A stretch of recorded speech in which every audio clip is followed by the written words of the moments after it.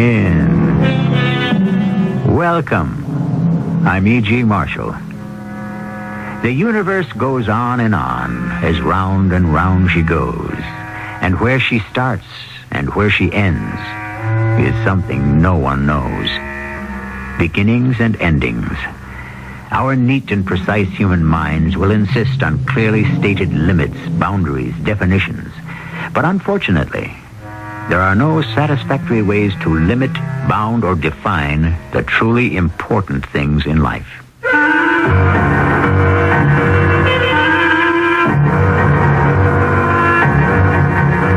Our mystery drama, The Hole in the Sky, was written especially for the Mystery Theater by Sam Dan and stars Mandel Kramer.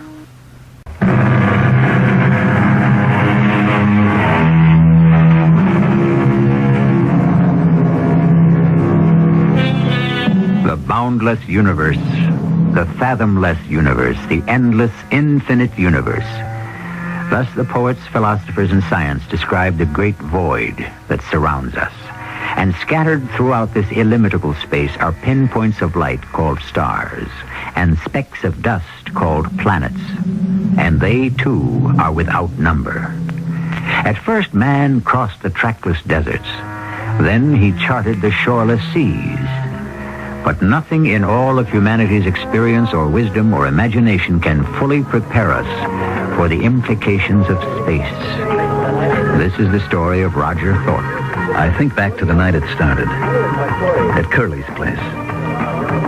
Curly's. I swore I'd never be found dead in a joint like that one. But when I heard Curly wanted to see me, I swallowed my pride and my self-respect. Right on time, huh? That's what I like about you, Roger. And I'm glad there's something you like about me, Curly, because there's absolutely nothing I like about you. That's my man. Always kidding. Want to get rid of that noise, Curly? What's the matter? Don't you like good music? I thought you was a real space jockey. If you want to talk about space, all right. You want to get down to business? Well, how about a little drink first? When I listen to a deal from you, I better be stone cold sober. Oh, would old Curly ever steer you wrong, Raj? Absolutely.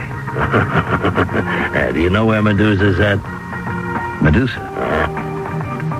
That should be a star beyond Polaris. Well, I got the chart right here. The fifth planet circling around Medusa is called Bacchus. Here, you can see it. Mm-hmm. I can also see it's a pretty good trip. Can that lark of yours hold a 3,000-pound cargo? What kind of cargo? What do you care? I won't handle contraband. What's contraband? Everything's contraband to somebody somewhere. You know what I'm talking about, Curly. Hey, what's the difference, huh? The trip's illegal anyhow. There are no solo flights allowed outside the solar system, so what do you care? No drugs, no weapons, Curly. Now, would I be mixed up with weapons and drugs? Up to your ears. No. This is just stuff for the ladies. Yeah? Yeah. This Bacchus is a wild place. It's just being colonized.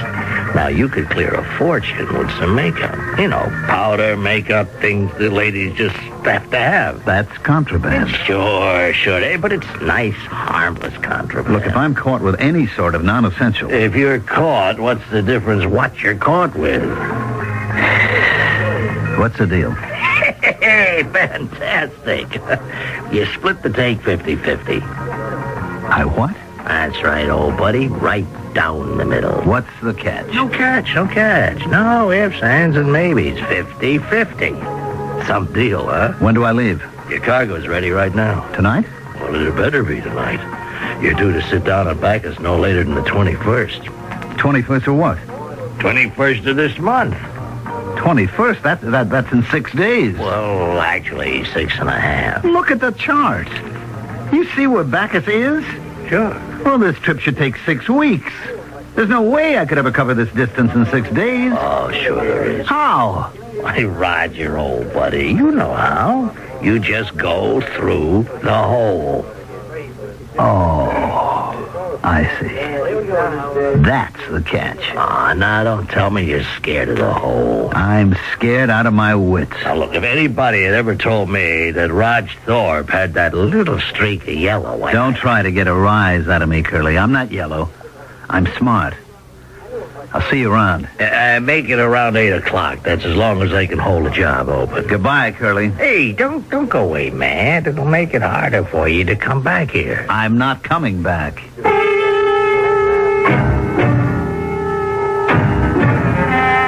And I meant it. I was through with all that stuff. But what else was there for me to do? What else did I know how to do? I could join the Space Navy and wear a uniform and be assigned to contraband control, which meant I'd have to prowl through space hunting down guys like me or guys like I used to be. Magda was waiting for me when I got home. Curly called. Yeah? He said your ship is loaded and ready. Mm-hmm. That's what he told you, huh? Well, he's in for the surprise of his life because I'm not going.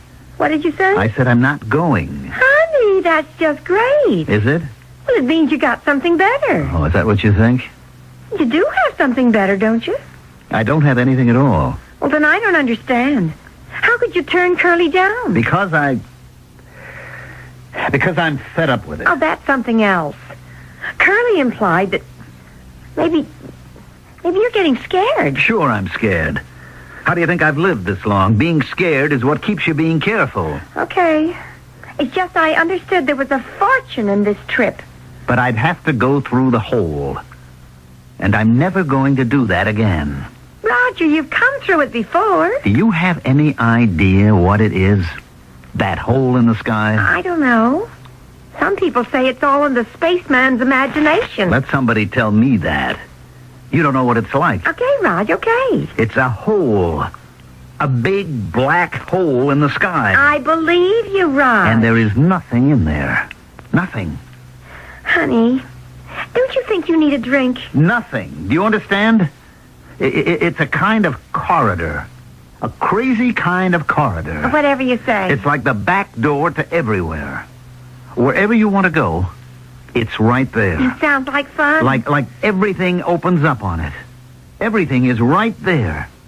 Once you're there, you're everywhere. I believe you. Stars that are billions and billions of light years away from each other, like Polaris and Orion, like Taurus and Ursa Major. It's as if you can just move from one to the other, like crossing the street. That's why it's only 6 days from here, because 6 days is how long it takes to get to the hole in the sky. And once you get to the hole, you're anywhere you want to be. Do you understand? I keep telling you, it's not all that complicated. But I'm not going there again. Oh, honey, just try a little goblet of this and you'll go anywhere. It's a wild place. Hey, maybe I'd like to go there. A place where the whole universe is twisted and turned on itself. Sometimes it's quiet. Silent as a grave. And then it explodes. Explode? Everything goes haywire. Crazy. There's no longer any sense of time or space or place. And you can just disappear. How can you just disappear? I don't know. Disappear into what? You're just gone. Honey, take just a little sip of this. It's good for what ails you. Look. Right here on Earth, okay? There used to be a big ocean between Buenos Aires and Cape Town. Thousands of miles of ocean. Sure. And right in the middle, someplace, there used to be a spot called the Bermuda Triangle. Oh, that's so. And the ships that they had, the ones that were supported by the water, Hey, Raj, what is this all about? the ships that sailed over that spot disappeared. Ships that flew above this place disappeared. So? So this kind of thing has happened before. Maybe that was a hole in the ocean. Sure, Raj. If you say so. Look, get that tone out of your voice. I can't go through that hole in the sky again. I can't. I need a dozen trips. And nothing happened. How long can I be lucky? No, if I go this time, I'll be lost. I'll disappear. Oh, come on, honey. Take a drink. You'll feel better. You always do. I've been thinking about it. I'm going to sell the Lark. And do what? I can sell the Lark to the Navy and raise a stake. And go where? Where? To a planet like Bacchus. Or maybe right here in our own solar system. A wild place like Venus. And do what? Well, we can homestead. What are you talking We about? could buy a ranch or a mine. And you could raise enough from the sale of the lark? Oh, a good piece of it. For the rest, well, I gave you plenty of jewels, money, credits. I know you did. All I'm asking is for you to give me some of it so I can get started. That's not all you're asking, Raj. You're also asking me to go with you and break my back in a mine or on a ranch. It's only tough for the first couple of years. I don't want to go. And as far as the money's concerned, it's mine. You gave it to me. I thought you and I were beyond words like yours and mine. Just said ours. Yeah. What'll I do the day you get tired of me? I'll never get tired of you, Magda. I'm sorry, Roger. I can't say to you, my darling, everything I own in the world is yours. Take it. Magda, I'm not asking for anything which You know that basically, I'm out for myself. Did you think you could change me? All right, Magda. 6 days there and 6 days back. Well, honey, that's less than 2 weeks. I'll be waiting for you when you come home. What did I expect from her anyhow? She could only give me what she had to give. Why did I think I was entitled to more? And who was I kidding? I'd become a farmer, a rancher, a miner? I was nothing but a space rat. And I might as well learn to live with it. And die with it. I didn't even bother to tell Curly what he already knew. I went directly to the spaceport. The space cop was waiting at my ship, Joe Dresden. We were old pals by now. He'd been paid off. It was no secret. But we had to go through the ritual. Hey, Roger. Hi, Joe. You're inspected and cleared. Okay. Let's do page 2. Destination? Venus. Cargo? None. Purpose of journey? To visit friends. Oh, come on, Roger. You got to do better than that. Why? What's the matter? Give me a break. The sheet does get checked. How does that look? To visit friends? What do you want me to say? You could say medical emergency. Say medical emergency. You got to prove you're sick, though. You got to name the doctor and so forth and so on. Joe, write down anything you please. Well, don't bite my head off. You and I know what you're doing. You and I know where you're going, okay? All right, look, I'm going to visit my poor old mother. Great. But you better have one, and she better be on Venus. Joe, just let me get out of here, will you? Raj, don't go. What do you mean, don't go? I mean, pack it in. Walk away from it. Are you telling me I can't go? No, I'm not telling you not to go. I'm just asking you not to. Why? Because you won't be coming back. How do you know? I know all the signs. You're not coming back, Raj. I know you are not coming back. At this point, he probably knows something we don't. But what? From the little we know about it, we can appreciate that any journey through space can be hazardous and uncertain. But obviously, there's something especially dangerous and ominously unusual about this one. Well, Act 2 is but a few minutes away.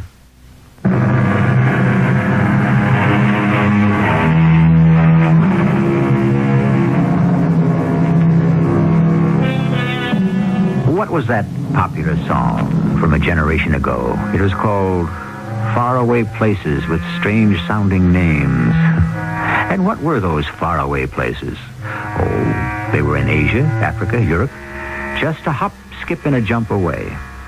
But our story today is about really faraway places with strange names like Tau Ceti, Betelgeuse. And on a clear night, sometimes you may see them up there in the sky. What kind of thing is that to say to me? I'm not coming back. Because it's true. Raj, 5 years ago, I had my own ship, too. 5 years ago, Curly had a job for me. Something like this, only mine was in Orion someplace. Look, why don't we swap stories when I come back? You are not coming back, Raj. You better listen. I came out to the field here feeling just like you do. Everything inside me like jelly, and like you, I knew I wasn't coming home again. I'd been through that hole in the sky too many times. Like you, I was scared. Scared to face guys like Curly. Also scared of starving. What was I going to do to make a living? What else can I do to make a living? Join up, Raj. No. I could never do that. That's what I thought at first. But isn't it better all around if guys like you and me wear the uniform? At least we understand. I have to go now. It isn't too bad. The money's good. It's clean. Bribery, that's clean? Maybe not, but hey, you can protect your friends. I'm only on the take as far as cargo and destination's concerned. All the money in the world wouldn't get you off the ground if I knew your ship wasn't space-worthy. Yeah. Look, I got a schedule to keep. Don't go, Raj. I have to. Well, then, don't go through the hole. You know as well as I do I have no choice. Okay, I'm on the desk tonight. Maybe I can keep the hounds off your trail. In 15 minutes, I was completely clear of the Earth. I would have no problem while in the boundaries of our own solar system. But as soon as I was out in the galaxy, the patrols would be after me. I could outdistance any single pursuit ship. But if they had my position and course, they could set up a fire network that could destroy me in the fraction of a second. I could hear Joe Dresden on the monitor. Blue Tango, what's your report? Good. Green got it. You got a position? 6-0, got it. He was getting reports from all of his scouts who had sighted or thought they had sighted me. He would be feeding all this data into a computer, which would calculate my exact position. Attention all ships, Rainbow Command. Illegal craft identified as Lark, registered Captain Roger Thorpe, probably headed for Polaris. Consult charts 946 and 202. Subtract coordinates 4 and 8 from coordinates 12 and 18. Lock, challenge. Allow 5 minutes for reply, then open fire. Thank you, Joe. He had sent the pursuit off in exactly the opposite direction. He had bought me at least 2 days' time. Attention, all ships, Rainbow Command.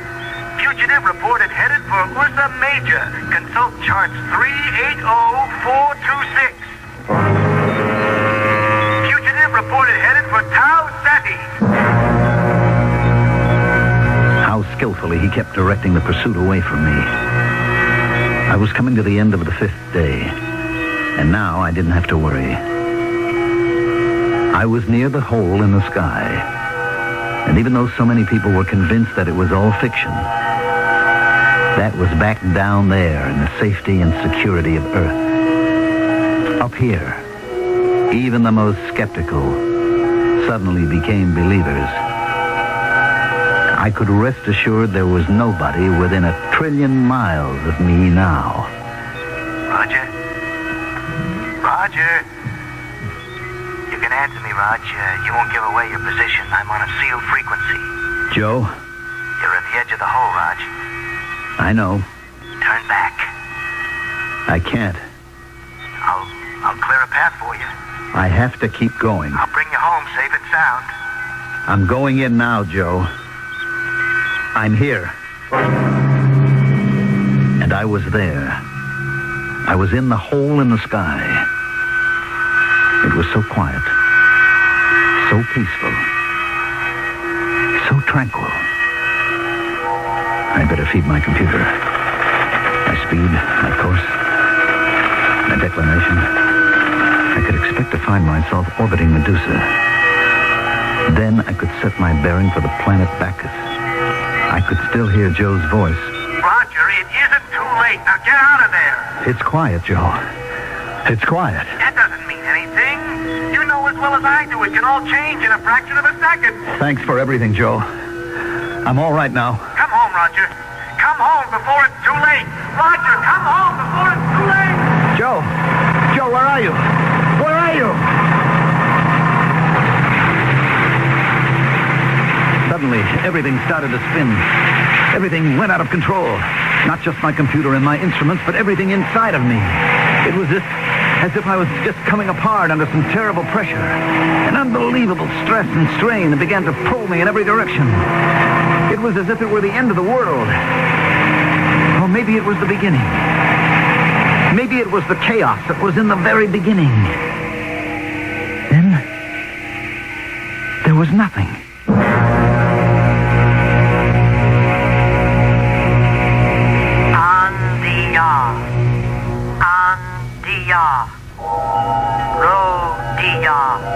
there was a voice.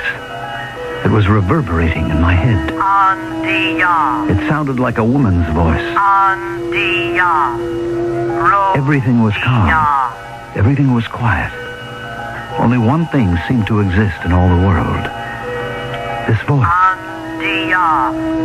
Rodia. What was she saying? It sounded like no language I'd ever heard before. Then I remembered what I had to do. I fed the sounds into the computer and waited. Just like the ancient anthropologists could construct an entire prehistoric animal from just a few fragments of bones, the computer could project an entire language from just a few significant sounds. Gradually, the voice became clearer and clearer. What ship is yours?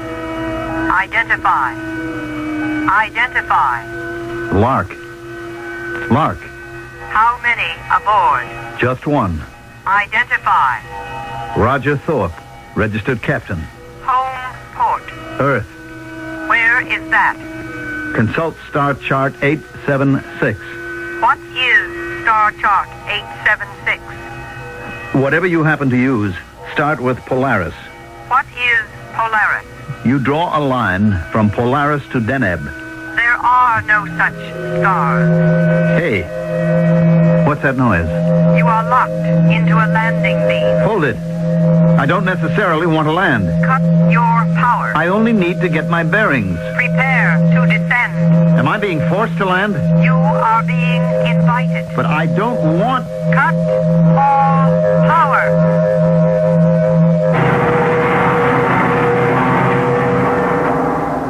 Step clear of the ship. But where am... Follow instructions. Under protest. Follow the red line. Where am I going? Stop at the door. Wait. For what? It will slide open. Step inside.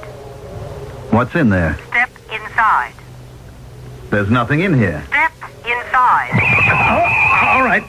All right. What do I do now? Wait. What do you people want? Who are you? Where am I? I was in a room of some kind. A plain, bare space. There was a chair. Just a single chair, and that was the only furniture. I sat down. I waited. Who were these people? What did they want? Then the wall slid away. And facing me was a woman. She was sitting behind a desk of some kind. She was young, about 30-ish. She wore a black robe. Her red hair was short. She might have been good-looking if she didn't have such a serious look on her face. She touched a switch, and suddenly on the entire wall behind, there appeared an enormous sky chart. Point out your home star. My home star. Well, it doesn't show up too well, you see. It's a red dwarf. I can give you its position. Yes? Just let me orient myself. I'll have to find Polaris. And then Tau Ceti. I've never heard of any. Wait a minute. Wait a minute. This isn't possible. I don't recognize any of these patterns. I warn you to tell the truth. But this is all very strange. Orion should be right there. Orion? I don't see a single thing I know in this entire sky. This is the universe. Well, maybe it's a part of it that's off somewhere. This is the complete universe. Wait a minute. The universe is infinite. Why did you do that? Blasphemy. Everyone knows the universe is closed and limited. Okay, have it your way. Why are there no papers on your ship? Because I didn't need any. What is your cargo? I'm sure you looked it over by now. Cosmetics. What are cosmetics? Didn't your translating computer tell you? Yes, but I don't understand. Well, it's just stuff that women put on their face. For what purpose? I guess it makes them look better. Better? What's the difference? Please, answer the question. Is it important? It may be the most important thing in the universe. These cosmetics, they change people's faces? You could say that. Disguises them. Well, strictly speaking, it might. I see. Yes. Yes, I see. Well, I hope you see something, because I don't. Interrogator, Yes, censor. we have examined the ship. Have you examined the prisoner? Who says I'm a prisoner?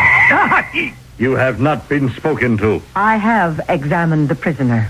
We see no use for the cargo. Destroy it. At once. Confiscate the ship. Immediately. Dispose of the prisoner. What does that mean, dispose? Save him for the games or eliminate him quietly. Whatever suits you. What is he talking about? I shall save him for the game. Look, am I being sentenced to something? To death. Wait a minute. Don't I get a trial? You have been tried and found guilty. I have the right to defend myself. You have no rights at all. What sort of place is this? It could very easily fit certain places here on our own Earth, but this is a story that takes place far in the future, in a place so far away that the imagination can scarcely encompass the distance. But space, time, what do these things matter? People are people everywhere, aren't they? I shall be back shortly with Act 3.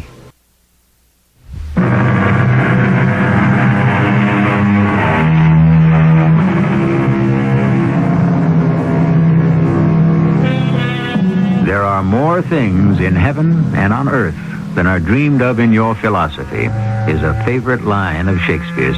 And of course, he had a rather limited idea of heaven. He didn't know that the heavens consisted of an infinity of space with an unlimited number of worlds. Can you imagine what he might have written had he been able to talk with a modern astronomer or an astronaut? From what I could gather, the man was called the censor. The girl who had been talking to me was called the interrogator. Anyhow, they both decided that it was all over for me. The man left. You will be executed at the games. What games are these supposed to be? The games to honor the establishment of the autocracy. Look, I don't have anything to do with all this. What was your purpose in coming here? I was on my way to Medusa. Medusa? Yes, it's a giant yellow star. There is no such star. How can you make a statement like that? Because I never heard of it. That doesn't mean that... If it existed, I would have heard of it. Since I have never heard of it, that is proof that it never existed. Why do I have to be killed? Because you have come here to overthrow the autocrat. That isn't true. Are you a stranger? Yes? The only reason strangers come here is to overthrow the autocrat. Since you admit to being a stranger, now, it just means... hold on. That doesn't necessarily follow. Do you have legitimate business on this planet? Well, no. Then you admit it. Since you do not have legitimate business, you therefore must be treated as a stranger. She stood up and nodded her head. Two men in black robes came in. I understood I was to go with them. I don't care what world you're in. A cell is a cell. This was a small room with smooth white walls. There were 2 beds in it. I had a roommate. His name was Artie. I asked him why he was in jail. I tried to kill the autocrat. Look, set me straight, will you? Who is the autocrat? He is the maximum ruler. That's why you want to kill him? I want to kill him because he oppresses the people. And then what? Then perhaps the next maximum ruler will be a kinder person. And suppose he turns out worse? That has happened before. Mm-hmm. In that case, what do you do? Kill him and hope again. Wouldn't it make more sense to eliminate all these rulers entirely? Well, then who would rule? The people. The people? How could the people rule? Well, they would elect representatives to, let's say, to a Congress. I don't understand how that could work. It doesn't work with all these rulers either. Well, that's because he has not come yet. Who? The ultimate ruler. And who's he supposed to be? The ultimate ruler? He will come down from the skies. How? He shall be carried by a bird. Have to be a pretty big bird. Yes. And he would mark his people. Mark them? In what way? In a certain way. In other words, you don't know. I only know what the prophecy reads. Oh, it's prophecy. For those of us who believe he will come. Still, it should be easy to explain what marking his people would mean. I suppose with a sign that will enable everyone to recognize them. All right. Meanwhile, how does it look for you and me? We shall be executed. You say you were opposed to the ruler. What'd you do? I wasn't able to do anything. We are too few, too weak. Or maybe we are many, but we do not know it. We have no sign by which we may recognize each other. Or what did you actually do to wind up in here? I complained. You complained? About what? The weather. You mean you're going to be executed because you complained about the weather? It wasn't the first time. If you establish yourself as one who complains, it means you are basically a dissatisfied person. Therefore, you are likely to revolt. Well, do you plan to just sit here and wait? It does no good at all to make other plans. Why not? How can plans be carried out? We are sealed in here. There is no hope of escape. There has to be something we can do. We must face our fate bravely. I can't accept that. Accept it, since you may not reject it. It seemed there was no help at all. The days passed. When would it happen? The games at which the execution would take place? Or were the executions the games? Even Artie didn't know. And the jailer who brought us our food wasn't talking. Then one morning, Artie was taken out of the cell. And I thought, this is it. But why was I being left behind? Then about an hour later, Artie returned. Hey, I thought that was the old ball game for you, Artie. You were worried. I'm sorry. It's my fault. Your fault? Oh, I should have told you. As the day draws closer, you're given a chance to save your life. Oh? What kind of chance? Well, naturally, you don't take it. Why not? What have you got to lose? Everything. You see, you are given an opportunity to inform on your fellow conspirators. Oh. The fact is, I don't have any fellow conspirators. Well, didn't you say that you belong to an organization that wants to overthrow the autocrat? I didn't say it was an organization. Well, then how do you expect to... One person can do it, if he is resourceful enough. But wouldn't it be better if you did have a group? Of course, but how would we know each other? I was very brave, but I wonder... Suppose I did have Confederates. Would I have betrayed them to save my own life? I don't think you would, Artie. Then suddenly the door opened and the guards were in the cell. They grabbed me. I was hustled along some corridors and finally into a room. A small room. She was behind a table. There was no place for me to sit. Suddenly she took a small metal rod from under her black robe. She pointed it at every part of the room. It gave off a squealing noise. One has to be sure. Of what? I'm sorry I cannot offer you a chair. My name is Dinara. What do we have to be sure of? That we are not overheard. We are safe for a moment at any rate. What am I doing here? You know what you are doing here. You have been sent here to save us. I what? You are the ultimate ruler. Me? Now, just hold on. It does you no good to deny it. I'm telling the truth. I have no idea It's probably the truth as you see it. You do not know that you are the ultimate ruler. But you have fulfilled the prophecy. The prophecy? Surely Artie has talked with you in the cell. Yes, but I didn't believe all... It was predicted that the ultimate ruler will come down from the skies. He will be carried by a bird. What is the name of your ship? You can't be serious. The Lark. And it is a bird of delight.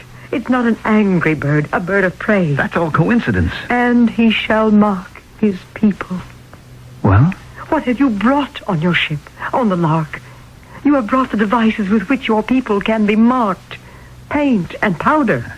Look, I'm afraid you don't understand. It's the prophecy. I am not the ultimate ruler. It does you no good to deny. My name is Roger Thorpe. You told me that. I come from a planet called Earth that revolves around a tiny, reddish dwarf star called Sol. It doesn't matter. I'm a tramp space captain. I carry mostly contraband if I want to make a living. It's not important. There's a place called the Hole in the Sky. I never heard of it. It's a spot in the universe where crazy things can happen. You get all twisted and turned in space and time. It makes no difference. So maybe I am in an entirely strange universe. It doesn't change the prophecy. if you are aware or not of being the ultimate ruler. You fulfill all the requirements. Why are you telling me this? I, too, wish to overthrow the autocrat. You? But aren't you a member of the regime? There are many of us who do our work secretly and hope for the day to arrive. The fact is, I'm going to be executed any day now. So what good does it do if you think I'm the ultimate ruler? You have been brought here by your beautiful bird. You have brought the material with which to mock your people. Your people will save you. There was only one way to make sense out of any of this. I would just have to assume that I had landed on a planet of nuts. Pure and simple. And so I did. But it got pretty grim. One day, Artie and I were taken from our cell and brought to an enormous stadium. There must have been 100,000 people. All of them wore black robes with hoods that covered their heads. Artie and I were led to the center of the arena. Then we heard the voice of the censor. These men have plotted against the autocrat. Their fate is to be consumed by the mighty electric energy of the state. In a few moments, they shall no longer exist.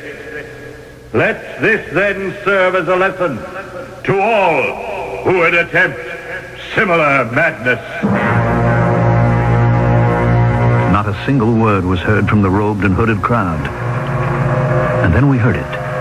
A humming that grew louder and louder. I began to feel warm, then hot, and soon it was as if I was on fire.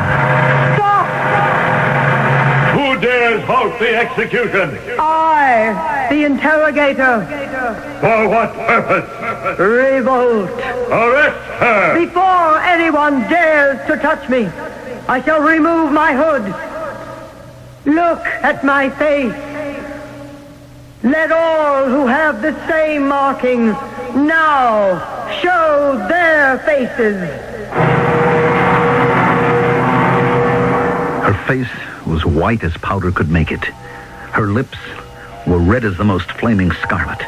I could hear her voice shouting, Believers in the ultimate ruler, show your markings. And now by the thousands the hoods came off. And there they were, men, women, children, with stark white faces and flaming red lips. Hardly anyone remained masked, except for the censor and a few high officers. And they were quickly hustled away. And now the silent crowd began to kneel. Kneel! Homage to the ultimate ruler. No one should kneel to me. You are the ultimate ruler. They must. About that makeup. You mean the sacred markings. Men shouldn't really wear any. Would you deprive us of the privilege of showing our reverence and respect, ultimate ruler? The prophecy has been fulfilled. The ultimate ruler has arrived on a beautiful bird. He has brought with him the markings that his faithful followers have proudly put on and shall wear forever. And now, all hail the ultimate ruler!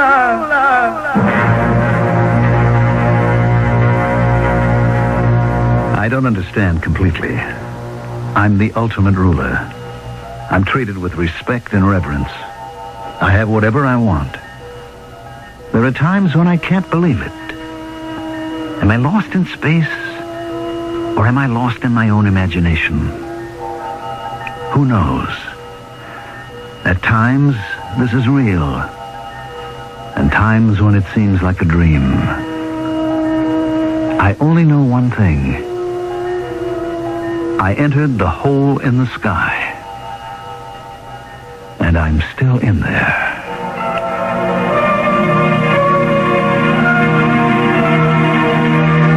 Do any of us know what it means? Is there a hole in the sky? Is there a Bermuda Triangle? Are there mysterious disappearances that simply defy all rational explanation? We work for centuries to solve a riddle. And then when we think we know the answer, suddenly the original question looms larger than ever. I'll be back shortly.